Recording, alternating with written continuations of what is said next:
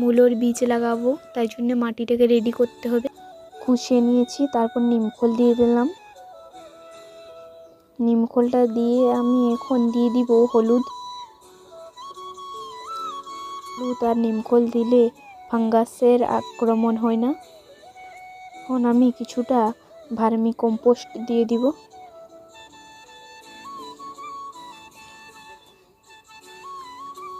2 cup বালু দিয়ে দিয়েছিলাম। মিশিয়ে নিব এখন।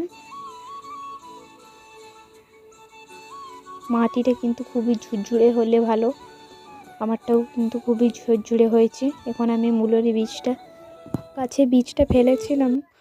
মূলো না খেতে পারলেও কিন্তু শাক খাওয়া যাবে। মাটিটা একটু দাবিয়ে দিলাম। এখন আমি জল দিয়ে দিলাম। 1 সপ্তাহ পর এইরকমভাবে বেরিয়ে যাবে। ভরে বেরিয়ে গেছে। তো এইভাবে লাগিয়ে দেখো, খুবই ভালো রেজাল্ট পাবে। ভিডিওটা যদি ভালো লাগে সাবস্ক্রাইব করো।